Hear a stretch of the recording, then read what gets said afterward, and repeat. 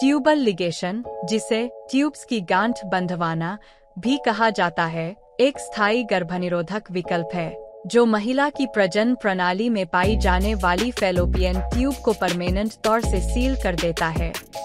यह एक सर्जिकल प्रक्रिया होती है। यह विधि उन महिलाओं के लिए उपयुक्त है जो बच्चे पैदा करना नहीं चाहती है या जिनके पास वांछित संख्या में बच्चे हों। यह अंडकोश के बाहर आने वाले रास्ते को बंद करता है ताकि शुक्राणु उसे निषेचित न कर सकें, जिससे गर्भधारण नहीं हो सकता। प्रक्रिया से पहले आपको डॉक्टर या नर्स आपसे कुछ प्रश्न पूछेंगे ताकि यह निर्धारित किया जा सके कि ट्यूबल लिगेशन आपके लिए उपयुक्त है या नहीं। ट्यूबल लिगेशन के लिए विभिन्न तकनीकें होती है। सर्जिकल ट्यूबल लिगेशन की शुरुआत में सर्जन को पेट के निचले हिस्से में चीरा लगाकर फैलोपियन ट्यूब तक पहुंचना होता है।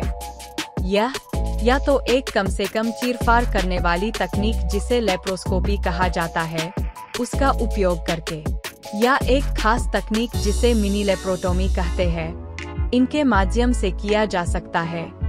लेप्रोस्कोपी के द्वारा एक छोटे से कैमरे को एक लंबी ट्यूब पर 2 छोटे चीरों के माध्यम से गाइड किया जाता है ताकि फैलोपियन ट्यूब को सर्जन सही तरीके से काट या बांध सके। लेप्रोस्कोपी विधि को साधारण एनेस्थीसिया के साथ आमतौर पर किया जाता है।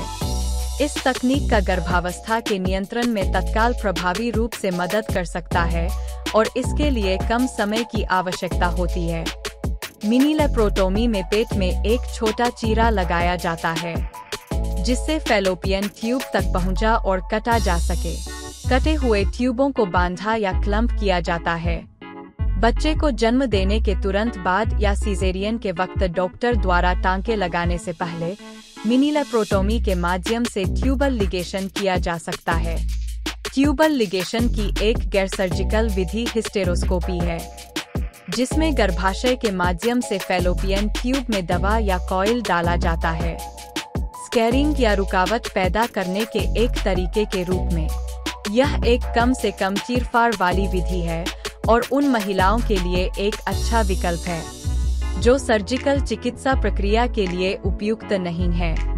इनमें से कोई भी तकनीक के प्रयोग से अवरुद्ध या सीलबंद हिस्सों के आसपास स्कार टिश्यू बन जाता है ताकि ट्यूब अवरुद्ध हो जाए। विभिन्न प्रकारों के आधार पर ट्यूबल लिगेशन से गर्भावस्था को रोकने में 99% से अधिक सफलता हो सकती है और इस प्रक्रिया को प्रसव के तुरंत बाद कराना सबसे किफायती हो सकता है। हालांकि ट्यूबल लिगेशन को पलटाया जा सकता है। फिर से गर्भवती होने की इच्छा होने पर सफलता की कोई भी गारंटी नहीं होती है, पर इसकी सफलता दर लगभग 50 से 80% है। विशेष रूप से यह आपकी आयु जैसे कारकों पर निर्भर करता है। वह विधि जो आपके ट्यूबल लिगेशन के लिए उपयोग की गई थी, पेल्विस में स्कार टिश्यू की उपस्थिति, पुनः जुड़ी हुई फैलोपियन ट्यूब की लंबाई और सर्जन का कौशल। चूंकि फर्टिलिटी वापस आने की गारंटी नहीं है, अन्य जनन विकल्प जैसे कि IVF उन महिलाओं के लिए कामगार साबित हो सकता है जो ट्यूबल लिगेशन कराने के बाद गर्भवती होना चाहती हैं। ट्यूबल लिगेशन हार्मोन मुक्त है, जो उन महिलाओं के लिए फायदेमंद है जो हार्मोनल तरीकों का उपयोग नहीं कर सकती। ट्यूबल लिगेशन से संभोग के दौरान कोई रुकावट नहीं आएगी और यह कम परेशानी वाला है, जैसे कि एक बार प्रोसीजर पूरी हो जाने के बाद आपको डॉक्टर को कोई ज्यादा फीस देने की या विदिन करने की जरूरत नहीं है। हालांकि ट्यूबल लिगेशन का कोई दुष्प्रभाव नहीं है। सर्जरी से जुड़ी जटिलताओं में एनेस्थीसिया की प्रतिक्रिया शामिल हो सकती है, जैसे कि रक्तस्राव या चीरे की जगह पर संक्रमण। इन सभी प्रश्नों को आपके डॉक्टर द्वारा हल किया जा सकता है। सर्जरी के बाद आपको चीरे वाली जगह के आसपास दर्द और असुविधा का अनुभव हो सकता है, लेकिन दर्द निवारक दवाइयां इसे दूर कर सकती है। बहुत ही दुर्लभ मामलों में नलिकाएं दोबारा अपने आप जुड़ सकती है, जिससे गर्भधारण हो सकता है।